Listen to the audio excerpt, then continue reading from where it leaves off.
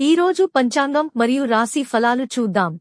శ్రీ పరాభవ నామ సంవత్సరం, దక్షిణాయనం, గ్రీష్మ ఋతువు, ఆషాఢ మాసం, కృష్ణపక్షం. తేదీ 7 ఆగస్టు 2026 శుక్రవారం. సూర్యోదయం ఉదయం 6 గంటలకి, సూర్యాస్తమయం సాయంత్రం 6:42 తిథి నవమి, సాయంత్రం 4:33 వరకు, తరువాత దశమి.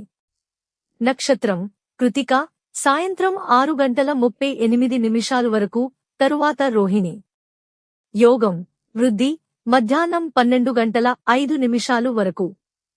కరణం గరజి, సాయంత్రం 4:33 వరకు, తరువాత వనిజ. ఇలాంటి మరెన్నో వీడియోస్ కోసం మన ఛానల్ను సబ్స్క్రైబ్ చేసుకోండి. శుభ సమయాలు: బ్రహ్మ ముహూర్తం తెల్లవారు జామున 4:24 నుండి 5:12 వరకు. అమృత ఘడియలు సాయంత్రం 4:27 నుండి 5:57 వరకు. అభిజిత్ ముహూర్తం ఉదయం 11:56 నుండి మధ్యాహ్నం 12:47 వరకు. అశుభ సమయాలు: వర్జ్యం ఉదయం 7:28 నుండి 8:58 వరకు. దుర్ముహూర్తం ఉదయం 8:33 నుండి 9:24 వరకు. రాహుకాలం ఉదయం 10:46 నుండి మధ్యాహ్నం 12:21 వరకు. యమగండం మధ్యాహ్నం 3:32 నుండి సాయంత్రం 5:07 వరకు. గుళిక కాలం ఉదయం 7:36 నుండి 9:11 వరకు.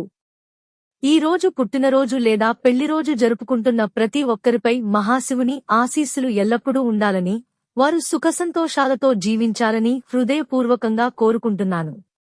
ఈరోజు రాశి ఫలాలు ఎలా ఉన్నాయో తెలుసుకుందాం. మేషరాశి: ఆర్థికంగా కొత్త అవకాశాలు లభిస్తాయి. స్నేహితులతో ఆనందంగా గడుపుతారు. వృషభరాశి: ఉద్యోగంలో ఆశించిన ఫలితాలు అందుతాయి. కుటుంబ సభ్యులతో చర్చలు ప్రయోజనకరంగా ఉంటాయి. మిథున రాశి: కొత్త పనులకు అనుకూలమైన రోజు. ఆత్మస్థైర్యం పెరుగుతుంది. కర్కాటక రాశి: ప్రయాణాలు విజయవంతంగా సాగుతాయి. శుభవార్తలు అందుతాయి. సింహరాశి: ముఖ్యమైన వ్యక్తులను కలిసే అవకాశం ఉంటుంది. ఆర్థికంగా లాభాలు పొందుతారు. కన్యరాశి: వ్యాపారంలో కొత్త ఒప్పందాలు కుదురుతాయి. కుటుంబంలో సంతోషం ఉంటుంది.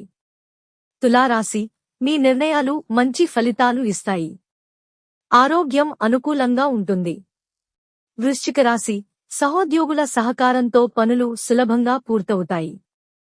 ధనస్సు రాశి: ఆధ్యాత్మిక కార్యక్రమాల్లో పాల్గొంటారు. మానసిక ప్రశాంతత పొందుతారు.